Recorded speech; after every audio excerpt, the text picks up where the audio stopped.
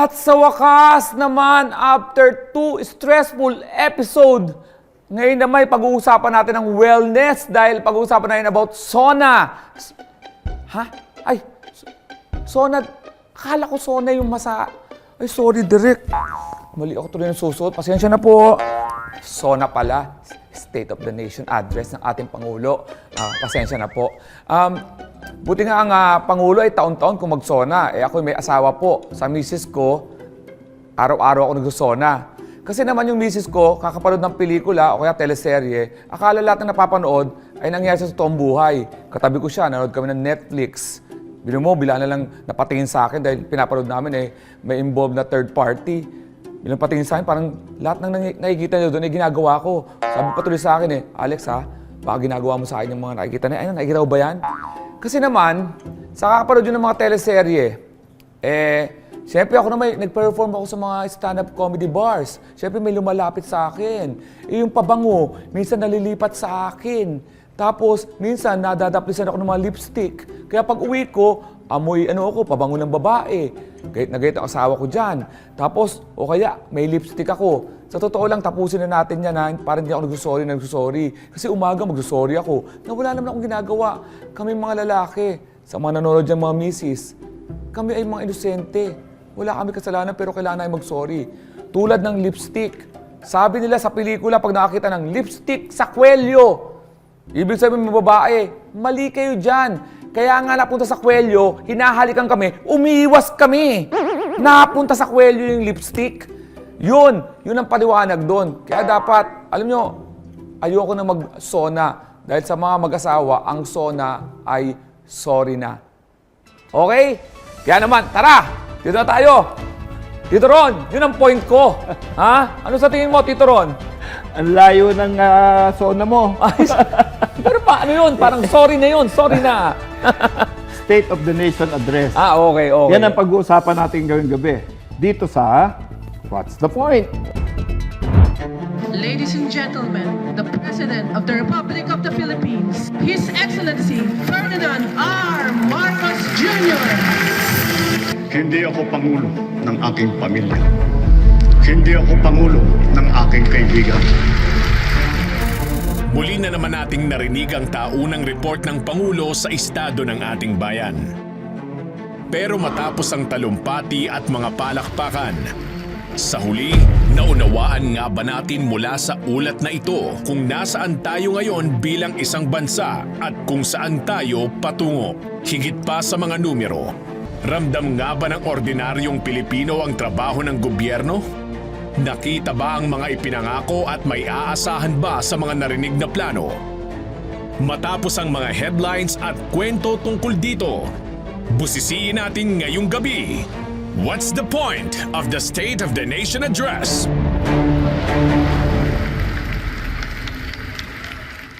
Magandang gabi sa inyong lahat. Welcome sa What's the Point?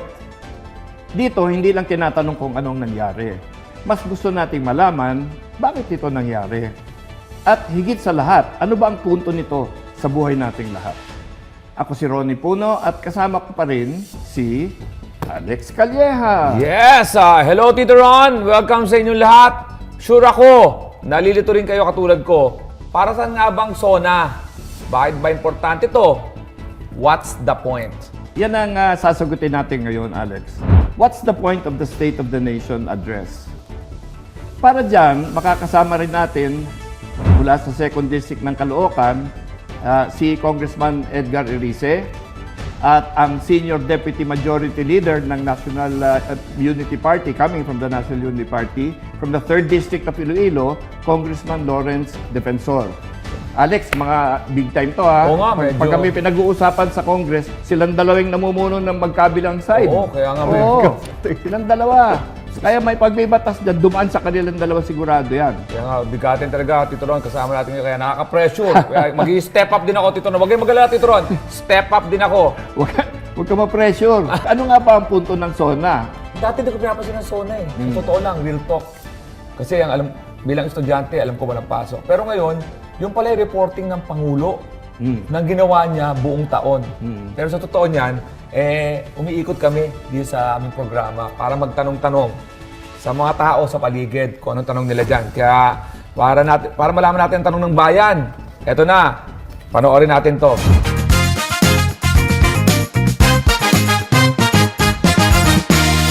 Ano ba yan, Sona na yan? Lagi na lang traffic. Kailangan pa ba natin gawin yan? Kung Nonoy, Defensor, bilang abogado, para saan nga ba ang SONA? Nasa batas natin ito. Tama po, Kuya Ronnie. Ang SONA ay nasa ilalim ng ating saligang batas kung saan ang presidente ay humaharap sa Kongreso bago tayo magsimula ng panibagong sesyon sa isang taon. At sa ilalim ng saligang batas, ang Kongreso ay nagkikita-kita sa ika-4 na Lunes kada taon ng Hulyo para makinig sa presidente kung anong nangyari nung nakaraang taon, anong mga batas na naipasa, anong priority measures na na-accomplish natin, at para sa susunod na taon, ano naman ang dapat nating gawin para sa gobyerno at para sa mga tao. Para masagot yung tanong, bakit ba traffic? Di ba yung area ng sa area ng Commonwealth, tama po ba? Doon ba Sa yun? area ng Commonwealth, simula Pilcoa Oo. hanggang Sandigan, traffic. Bakit? Kasi maraming nagpuprotesta, kailangan maayos naman kahit papaano. Mabigyan sila ng tamang lugar at kailangan isara natin ng konti yung ating mga daan. Ito, kung magpoprotesta, ito ba, meron bang pro at ano naman, yung anti at pro? Ganun ba yung protesta o karamihan nagpo-protesta doon, anti? Karamihan anti, pero meron din namang pro. At normal sa bawat presidente at administrasyon na marami talagang may hinaing at dapat lang marinig ng presidente at ng Kongreso kung ano pang pagkukulang nila. At tamang marinig natin sila.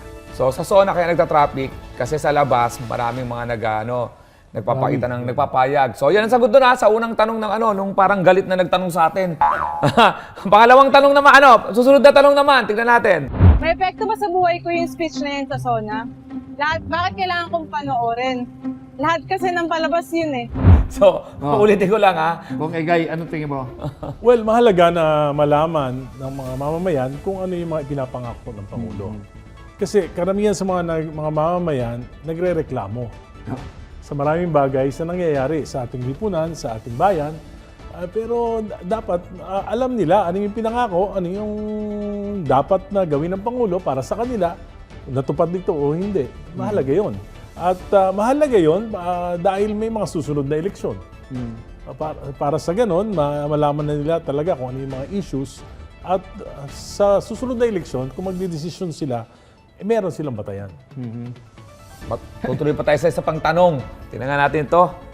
Sa dami ng sinasabi ng presidente, paano ba yan makakaapekto sa presyo ng bilihin, trabaho at serbisyo namin? Straight to the point na yun, Kung Nonoy. Tama yon, kahit presyo ng bilihin, apektado ng SONA, kasi minsan nadidesisyon na natin, may VAT ba ito? Tatanggalin ba natin yung VAT? Pagdating sa trabaho, ano bang nadalang investment ng Pangulo para magdagdag ng trabaho sa mga Pilipino? Minsan nagtatanong din tayo, kailan ba tataas ang sweldo ng mga Pilipino? Priority ba ng administrasyon na ito ang wage hike para sa ating mga minimum wage earner? Napakahalaga nun. Kahit dumadaan lang yung SONA at traffic lang yung maalala natin, pero for the common Filipino na nakakaramdam ng mga taas ng bilihin at basic necessity, talagang nasa SONA yan at dapat subaybayan natin. Dito sa SONA kahapon na Kung Nonoy, Kung Egay, saan natin makikita yung mga pagbabago dito sa presyo ng bilihin? Kaya nga mahalaga na hindi lang pinakikinggan ng mamamayan yung administration. Dapat pinapakinggan din yung opposition. Kasi yung opposition, yun ang magbibigay ng check and balance. Okay. Kung merong pambobola, kung merong mga pangako na hindi natupad, ang trabaho ng minority ay i-point out ito sa mga mamamayan at mag-form ng public opinion. Sa taas at pagbaba ng presyo ng bilihin, depende din sa aksyon ng gobyerno. Ano bang ginawa natin ng oil crisis? Kasi ang presyo ng oil nakakaapekto sa bilihin, nakakaapekto sa transportasyon.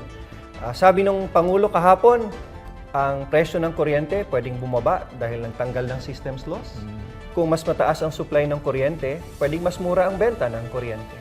Kapag sinabi niyang ang income tax bracket ay taasan natin ang exempted sa income tax from 250,000, 300,000, gawin nating 350,000, exempted na.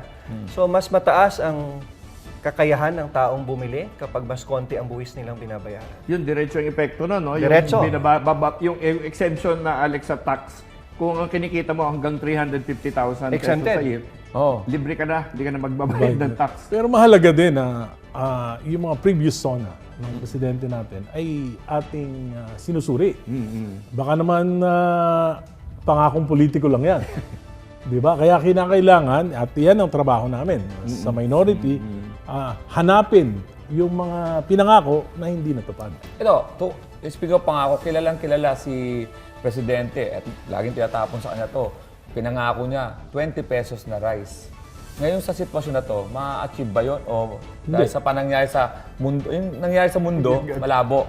Hindi, nung sinabi niya yon, walang batayan yung pagsasalita niya na yon. At tingin ko, pangakong kampanya sa eleksyon lang yon na wala namang talagang hindi naman kayang gawin. Magandang may programa na 20 pesos na bigas. Pero sana wag na nating ituloy pa na yun lang ang maaalala sa kanya. Kasi totoong meron nga siyang pinamimigay na 20 pesos na bigas. Pero hindi naman sa lahat. Pagpunta mo sa amin sa Fairview, ang presyo ng bigas, 45 hanggang 85 sa isang kalye. Hindi na kailangan ipagmalaki pa yon kung nagawa niya na. Kasi marami pa siyang pwedeng gawin sa loob ng 2 taon. Kung napababa mo yung production cost ng palay, tapos yung milling nito napababa mo, tapos na-distribute mo talaga, na kumikita pa yung farmers, saka yung mga traders, dun sa 20 pesos. Pero yun, sa ngayon, imposible yun. So ano itong 20 pesos na ito? Ayuda. Wala na naging programa ang ating Pangulo, kundi ayuda, ayuda, ayuda. Kaya ang mga Pilipino parang nang naging timawa, nanlilimos sa kakaayuda. Oh, yun yung, iba yung mga pangalan, mga 4-piece ba yan? Mga ganun ba yan? Hindi lang, marami. Marami pa nangalan. Tupad, Tupad, tama. Alam mo, yung pamahalaan kasi natin, mula pa nung panahon ni President GMA, parang lumalaki yung kanilang atensyon sa mga mahihirap. Nag-umpisa sa 4-piece Tapos kung maalala nyo, itong mga ayuda na to, lumaganap ito nung panahon ng COVID. Okay. Hindi ba? Parang kumbaga, we are turning a little socialist, di ba? We have socialized many of the services, pati yung mga gamot, di ba? Yung mga sa ospital. So, medyo bago yan, di ba? Yung ganyang klase mga programa, hindi naman dating ganyan lagi, di ba? Pero ngayon, dahil siguro hinahanap talaga ng ating mga kababayan yung tulong ng gobyerno. Kasi lagi ang ginagawa ng gobyerno. At least kayo may konting pinapakita. Pero tama yung point ni Kong Egay na dapat dalhin din natin sa mga prinsipyo ng, for example, ekonomiya, ng mga gobyerno, no? Kung paano talaga magawa ito sa tama, mga ganyan. Yung mga socialist countries, ang tulong hindi direktong binibigay na ayuda, kundi libre ospital, libre edukasyon. Kuryente, national government ang pumapasan. Kaya kayang-kayang mabuhay ng maayos ng mga mamamayan nila na hindi tumatanggap ng pera. Ang gusto kasi ng Pinoy, makikita yung perang inaabot sa kanila. Hindi na nakikita yung indirect na tulong. Halimbawa, pumunta sa ospital, gamot. Pagka hindi talaga pera, akala nila walang tulong, no? Paano kasi, yun yung naging programa ng gobyerno at yun yung mental state ng mga mamamayan natin. Pero mababago natin yan kung ang talagang ibibigay nila yung makapagpapaangat ng buhay, makapagpapagaan ng buhay sa halip na pera. Kung yun ang gusto nila, kahit mali, gobyerno ka, hindi ka namumuno sa bayan mo. Binanggit sa SONA kahapon, yung sa edukasyon, unang-una libre na yung grade school, high school, di ba? So, ang binanggit nila yata kahapon na hindi lang sa college, kundi postgraduate pa, di ba? Sa education, tingin ko yan yung pinaka magandang accomplishment niya. Okay. Among the very few accomplishment, among yung mga pinangako niya, ito yung medyo kahit papano nakatupad, except for the construction of classrooms, dahil meron pa tayong 160,000 backlog sa classroom. Pangako, yan. Kaya dapat abangan kung natupad ang mga pinangako, di ba? At ganyan din sa SONA kahapon. Kapag may di natupad, for sure, maraming mag-voice out ng kanilang pagkadismaya. Yan ang punto na dapat masagot. Balikan natin ang mga pangako last year bago papag-usapan natin ulit yung SONA ngayong taon. Susunod na yan sa What's the Point?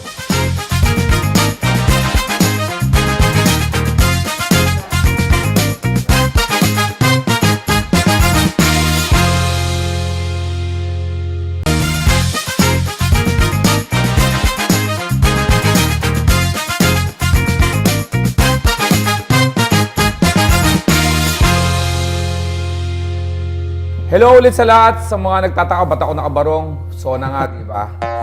Ngayon, alam na natin ano nga ba at para saan ba ang SONA. Pero guys, ramdam ba natin ang apekto nito sa atin? Last year, may mga ginawang priority measures ang administrasyon na kinuwento sa SONA. Ang next step doon, gumawa ng batas. At sinundan ng pagkagawa ng budget para sa mga ito. Sabi nila sa 52 bills daw, na priority bills, kalahati lang ang gumalaw at isa pa lang ang naipasa. No? Yan ang pag-reset ng BARM election to September. Hindi ko alam kung totoo yan, pero kaya maraming proseso kasi bago magawa ang mga pangako. May batas, may itutupad mo pa yung batas na nagawa ninyo, no? May budget dapat yan, no? So, mahirap talaga eh. Yan, ako Tito Ron, ang dami naming nakukuhang tanong tungkol dito at excited kaming masagot ito. Okay, tingnan nga natin. May BTR ulit tayo para sa tanong. Ito.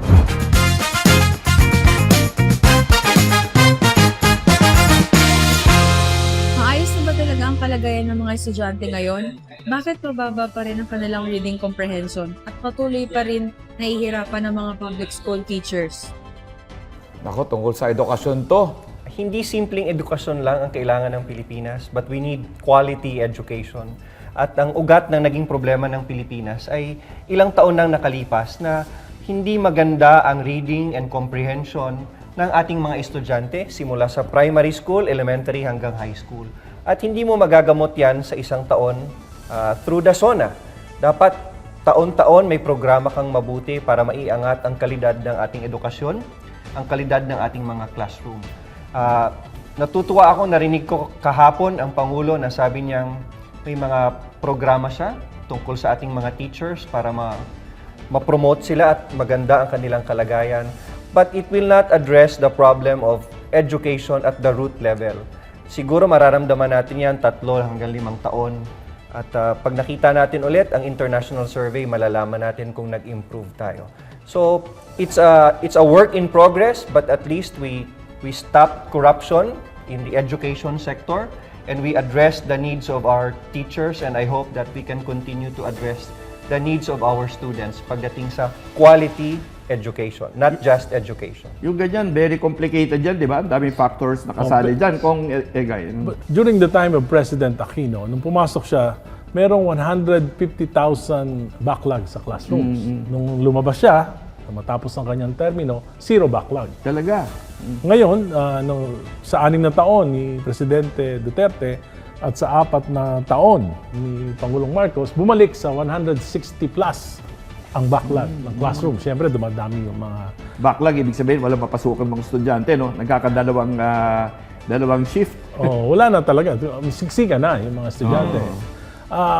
Pangalawa, nakita ko, mayroong problema sa mayroon talagang problema sa basic education. Yung grade 1, grade 2, grade 3 sa aking distrito.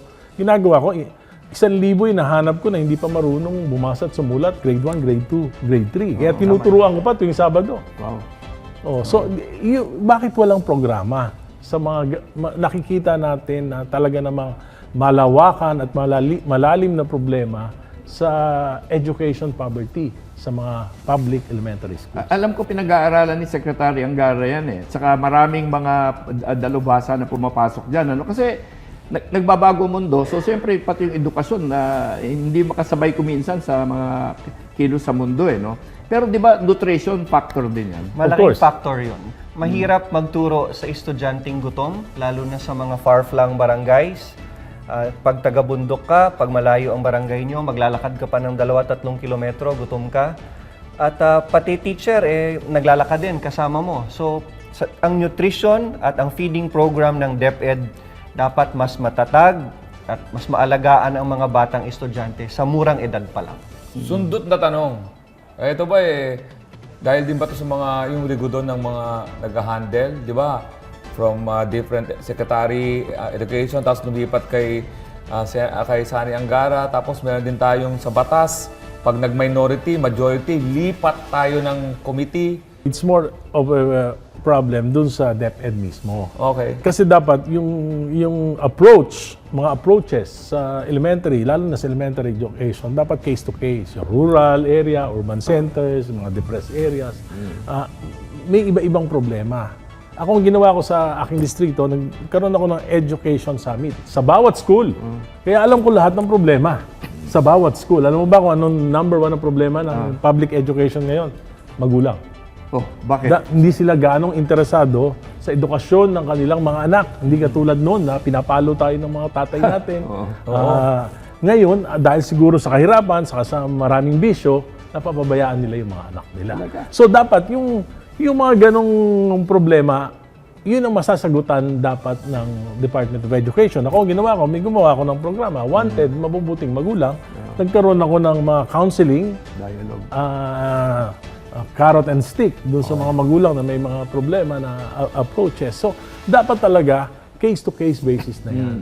Maganda yung mga programa ni Kong Egay, kaya lang hindi na a-apply sa buong Pilipinas. Oo nga. Sana pag mga magandang practices, ma-adapt. Oo. Kung may ganyan. Pero, naku, tama nga kayo, kung makakapusin tayo sa programa na to, pag-uusapan na natin susunod na programa. Ito naman ang susunod na tanong. Tignan nga natin. Play BTR. Dumami na ang trabaho, pero bakit kulang pa rin ang kinikita para sa pamilya namin? Short and sweet. Oo. Mabilis. Masakit. Sabi ng presidente sa SONA niya kahapon, nagkaroon ng 100 job fairs, no? Oo. At 300,000 job openings at 6,000 Filipinos ang nabigyan ng trabaho on the spot, no? Pero ano nga ba ang sukatan para maramdaman ng Pilipino ang ginhawa sa tingin nyo? Sa tingin ko, Manong Ronnie, hindi lang trabaho, pero ang sahod sa trabaho hindi nakakahabol sa taas ng bilihin.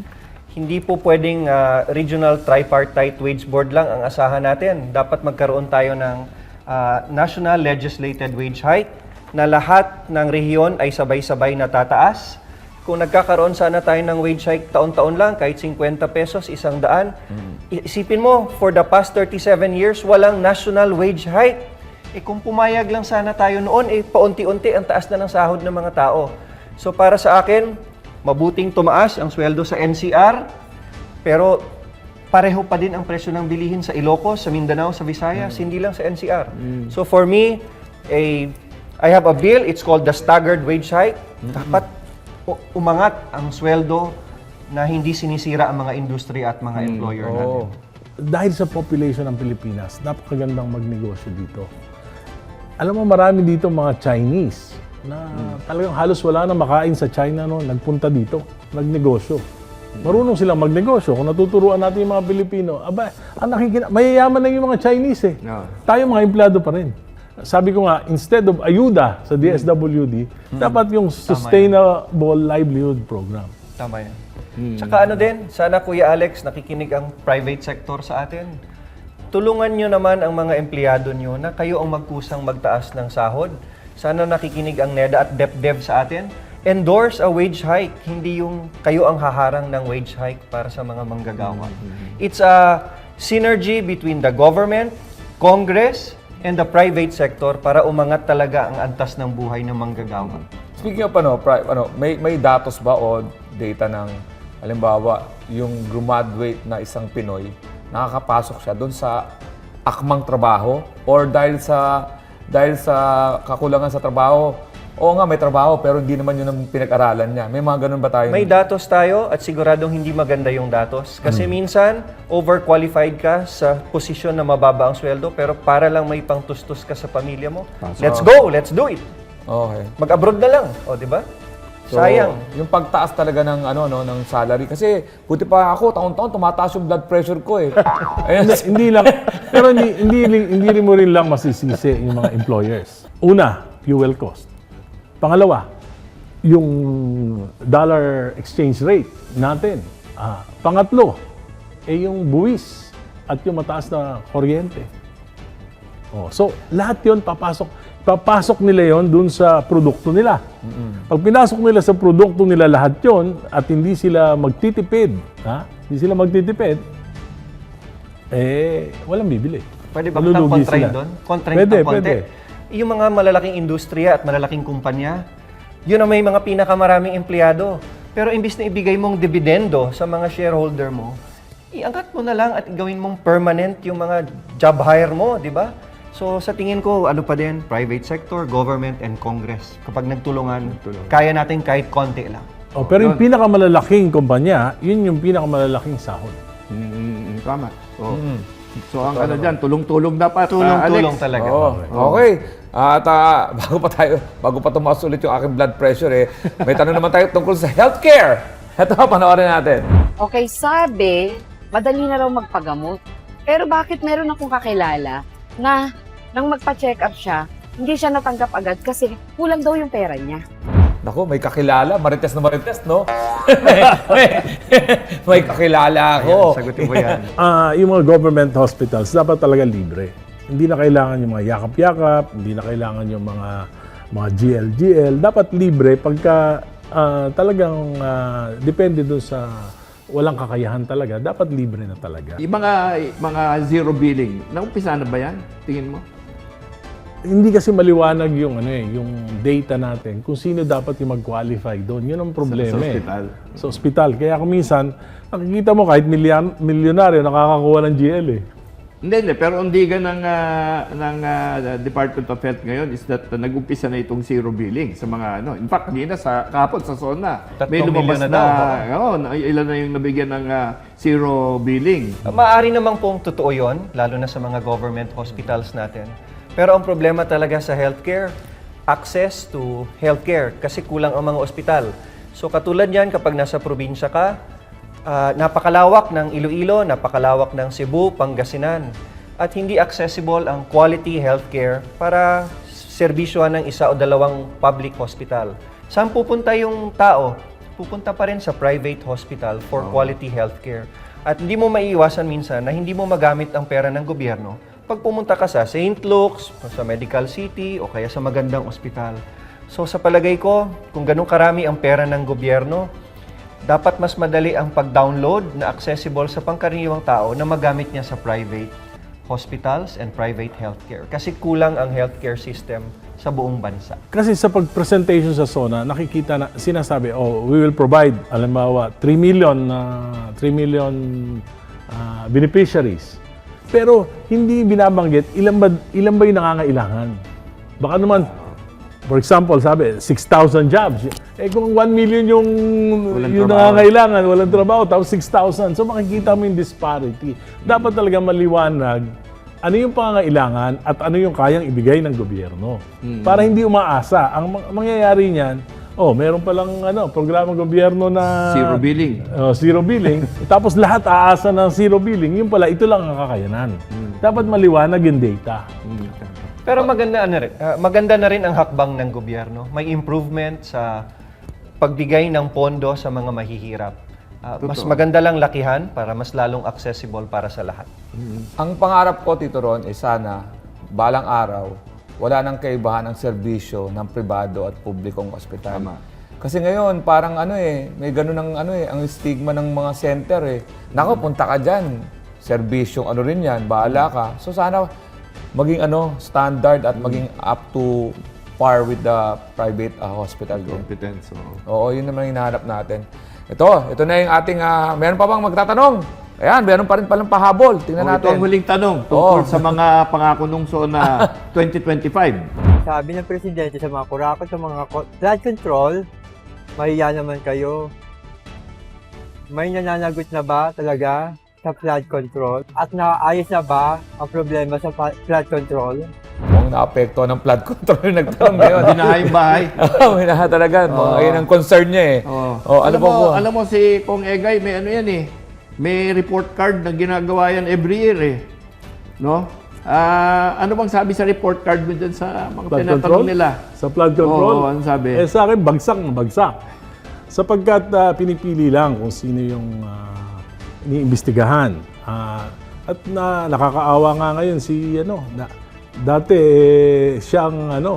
siyang tinuturo si Speaker Martin Romualdez. Ngayon parang siya na yung naging Paul Guy. Pero sa tagal ko sa Kongreso, hindi niya magagawa lahat to without the collaboration of members of the cabinet. Bakit si Speaker Martin lang ang imbestigahan? Bakit hindi imbestigahan yung DBM, si Secretary Pangandaman, na siya namang nakita ko yung mga saro na pinirmahan niya, katakot-takot para sa mga flood control, sa mga unprogrammed appropriations. So bakit hindi iniimbestigahan si Secretary Bersamin, yung dalawang Bersamin na pinangalanan mismo ni Senator Lacson na tumanggap ng 8 bilyon kay Yusek Bernardo. So parang may pinagtatakpan. Yung ICI, binuo ni Presidente, ni walang report na nalaman ng Pilipino. Hindi lang dapat yung i-prosecute, dapat malaman ano ba yung modus operandi, paano ba yung nangyari na ito, at paano ba yung dapat gawin ng mga reforma ng gobyerno para hindi na maulit ito. Walang ganon. At yung pinangako ni Presidente na Independent People's Commission na priority legislation para maiwasan yung infrastructure, para maimbestigahan lahat doon ng patas, hindi rin natuloy. Pinangako niya at wala na siyang kibo. Hindi niya na binanggit ngayon. At sinabi niya, dapat ipasa na yung anti-political dynasty law para maiwasan yung corruption na dulot ng mga pat dynasties. Ano nangyari? Hindi niya rin. Ang itinuloy nila, yung peke na anti-political dynasty law, hindi niya na rin binanggit. Hindi, yung pangalawang bahagi ng kanyang tanong, di ba? Yung flood problem mismo. No? Actually, ang totoo niyan na parang natigil lahat ng flood control projects, di ba, Kong Nonoy? Ano bang nangyari doon? Tama yung Tito Ronnie. Buwan-buwan, simula nung Hunyo, babahain tayo sa gusto natin at sa hindi. Magdudusa ang mga kalye natin at mga kababayan natin. At dapat hindi matigil una yung investigasyon. At kung magpopondo man ulit ang DPWH ng flood control, piliin natin ang mga tamang lugar kung saan kailangan naman talaga ng flood control. Hindi lang yung kung kahit saan tayo pwede maglagay. Hanggat binabaha tayo at maaalala ng tao ang baha, hindi matatahimik ang Pilipino sa flood control investigation hanggat mahuli ang mga malalaking sangkot dito. So dapat talaga may investigasyon muna bago may pagawa yan. Napondohan na ba yan? Baka nagawa na yan sa papel pero sa actual wala naman. So dapat talaga imbestigahan yan. Kaya hindi matapos-tapos yan. Sa tingin ko, iniiwasan ng Pangulo na tapusin yan. Kasi may mga malalapit sa kanya na involved dyan. Nako. Oo. Pero itong mahaba pa siguro ng kwento itong sa mga kaso dahil parang nag-uumpisa pa lang ang ombudsman.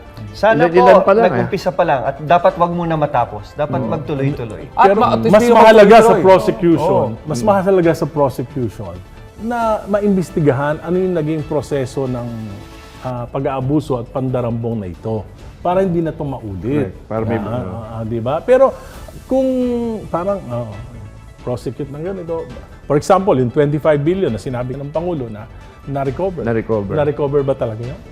Ang alam ko, marami na pros and assets na unfreeze na. So, dapat pagka nagsimula na yung investigasyon, wala muna mag-i-split ng mga artista para hindi na nadidista kasi ang Pinoy pagka may naghiwalay na artista, nakakalimutan yung flood control. Utang na loob, wala muna maghihiwalay.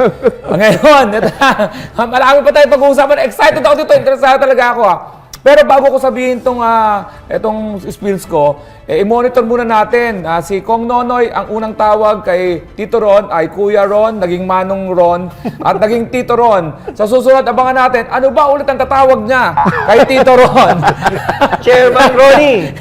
Ngayon, kakasuhan lang ulit ni President. May mga updates, new promises. Hindi ko na alam ang may feel ko. Ano bang susunod na mangyayari? Pag-uusapan natin yan, Alex, pagbalik ng What's the Point?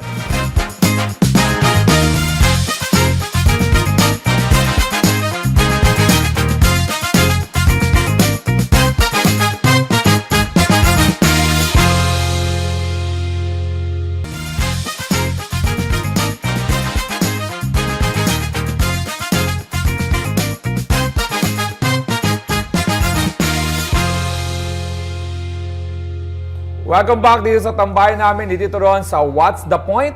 Kasama pa rin natin si Congressman Nonoy Defensor at Congressman Ega Irizay sa diskusyon ngayon. So, nabalikan na nga natin ang SONA 2025, no? At narinig na rin natin ang tungkol sa SONA 2026. Sa kabuuan, paano ba natin bibigyan ng grado ang performance ng Pangulo Kong Egay? Sa akin, tingin ko, bagsak eh. Kumbaga sa estudyante, 74%. May report card ka daw. Pakita nga Ayun ba yung natin. folder? Kaya na pa ako nahihiwagan Hindi, sa yung, folder. tinitignan niya hindi, ang yung report mo card dyan. ko, yung nakaraan. Pero meron din akong kaya lang, ito, notes kanina. Sa notes kanina, kahapon. Oh. Hindi ko pa na-transcribe. So, nakita ko, yun nga, at tingin ko, hindi ganong totoo yung mga sinasabi, especially dun sa flood control. Sinabi niya, nagkaroon ng malaliman at malawak na investigasyon.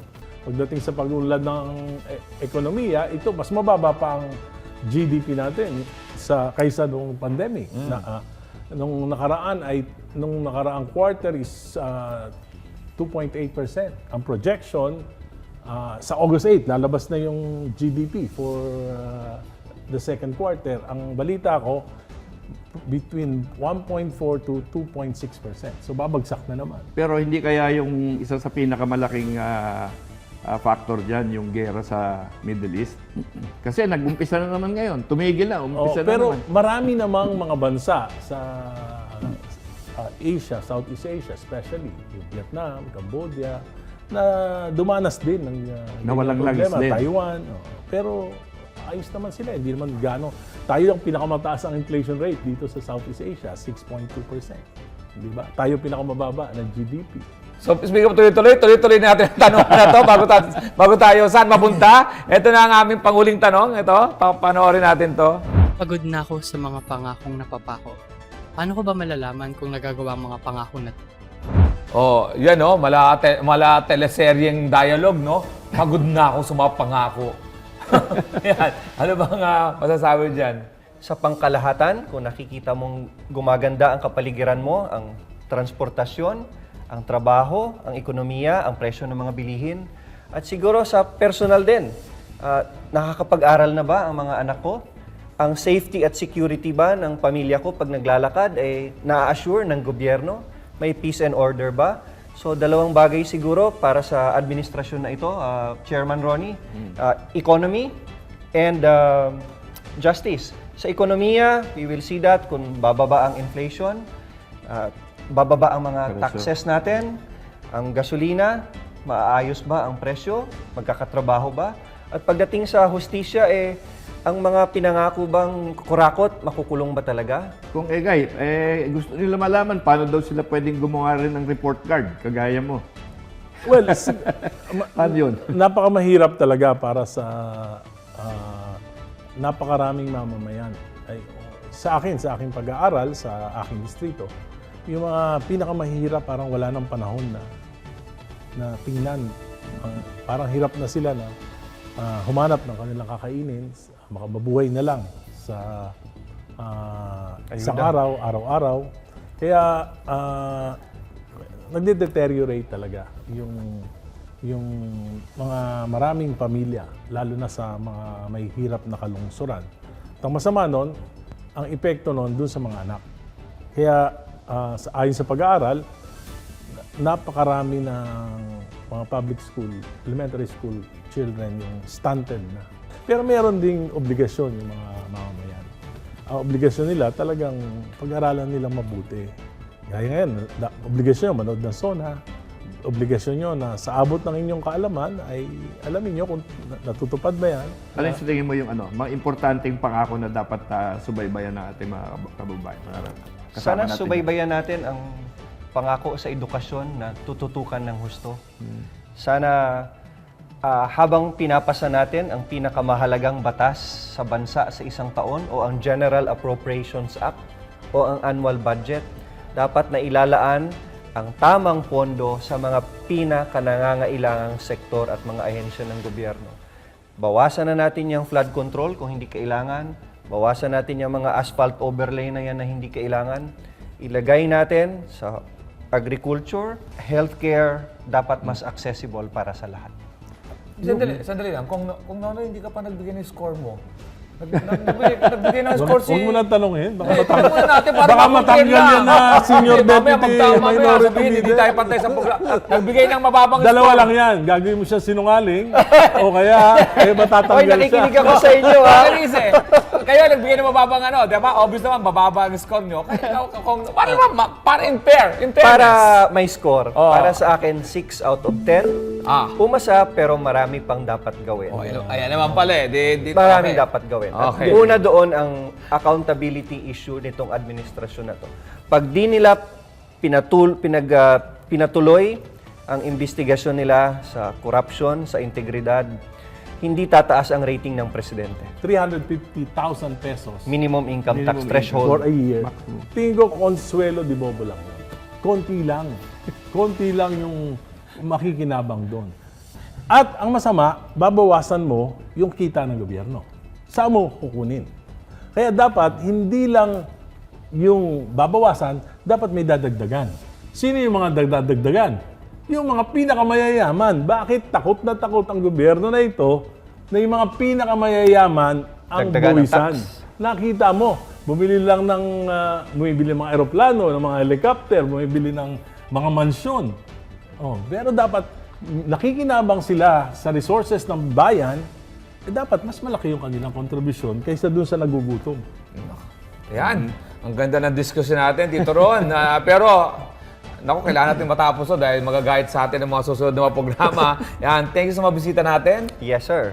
Maraming salamat sa ating mga kasama dito, si Kong Nonoy at si Kong Egay. Huwag kayo alis ha. Nag-warm up pa lang kami ni Tito Ron dahil tuloy-tuloy ang kwentuhan dito sa What's the Point?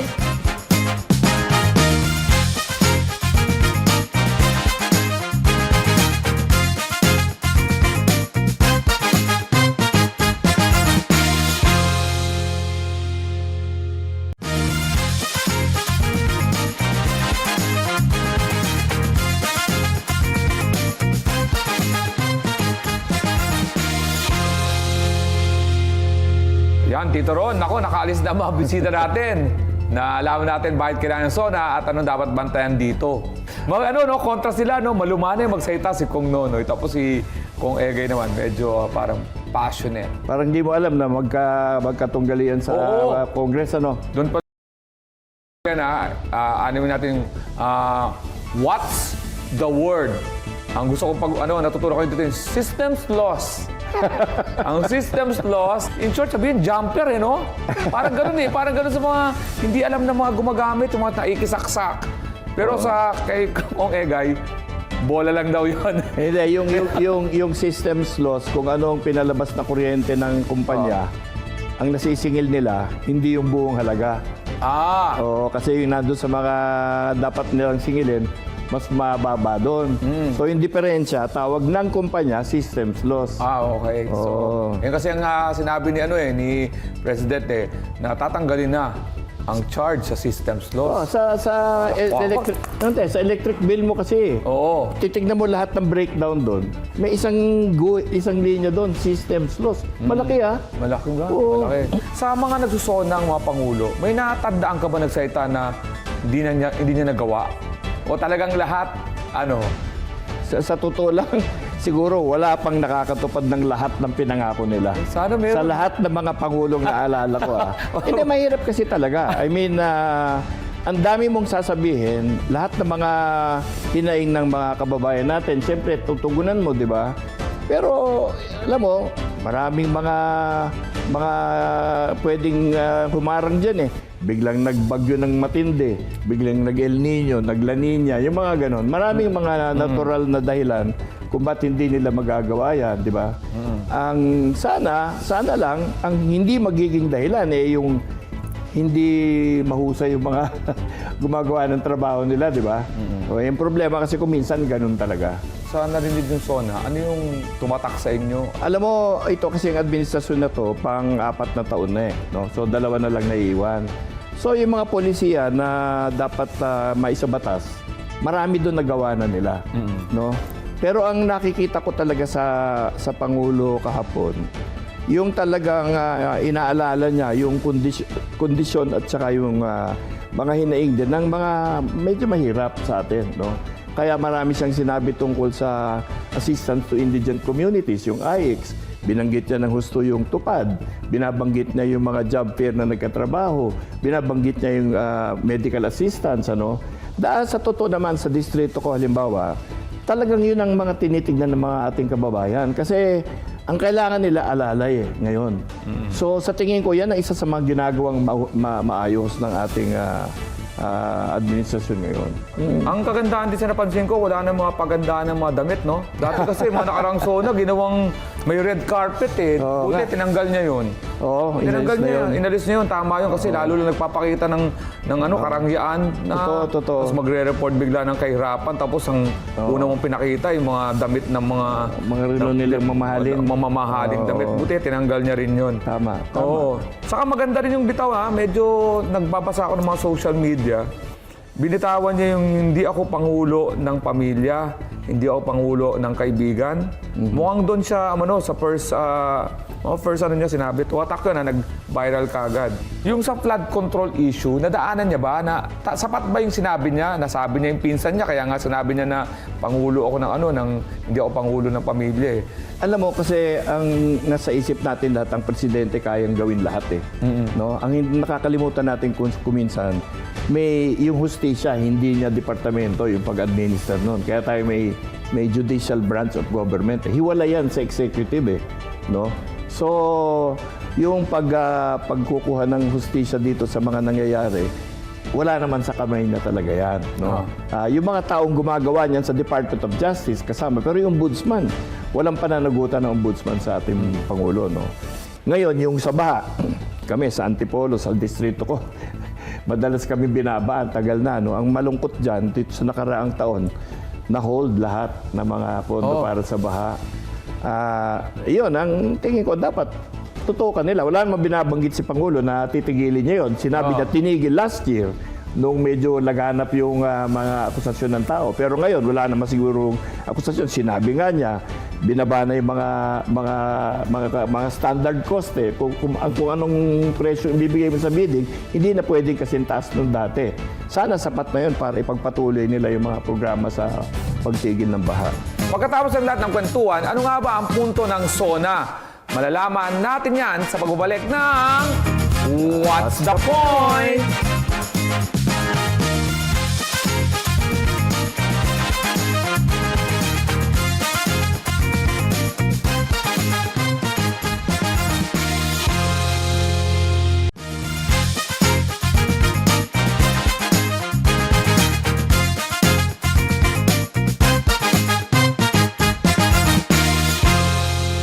Sa buong buhay ko, ilang SONA na ang napainggan ko. At sa tagal na yung mag-asawa ng misis ko, marami na rin siyang pangakong narinig sa akin. Isa lang natutunan ko, huwag mangako kung di mo kayang tuparin. Kasi imbis na pogi points, X ka na agad. Pero sa misis ko kasi, pwedeng SONA o sorry na. Pero sana ganun din sa SONA, no? Huwag ka na magsabi ng pangako na di mo naman matutupad. Kesa ma-disappoint ang taong bayan, and that's my point. Tama. Dahil ang punto ng SONA ay para malaman ng mga Pilipino ano ba ang priority ng gobyerno para sa kanila. At ang mga pangako nito, mababalikan sa tamang panahon. Para makita kung natupad ba. Yun. Para pala itong report card ng presidente. Ito ang promise. Nagawa ba? Check. Hindi nagawa? Ay, drawing lang pala. Importante pala to para pwede tayong maningil kapag nag-promise sa atin at pinaasa lang tayo. At yan ang punto ng SONA. Ang bantayan kung matutupad ba ang mga pinapangako. At tayo naman, huwag tayong manahimik. Hindi pwedeng SONA o sorry na. Mangulit tayo. Dapat maramdaman natin ang mga pangakong yan. Dahil ang tagumpay ng SONA, wala sa haba ng speech at lakas ng palakpakan. Masusukat yan sa ginhawa na dapat maramdaman ng bawat Pilipino. And that's the point. Mga kababayan! Joke lang. Maraming salamat, Tito Ron. Muli, ako si Alex Calleja Gagawin nating simple ang mga isyong dapat maintindihan ng bawat Pilipino dahil ang tanong nyo, madalas yan din ang mga tanong ko. Salamat din, Alex. At sa mga nanonood, magkita-kita tayo ulit. Ako si Ronnie Puno. We are not here to talk about the news, but to know the story and the point of it all. Dapat lahat tayo may alam at matutong makialam because that's the point.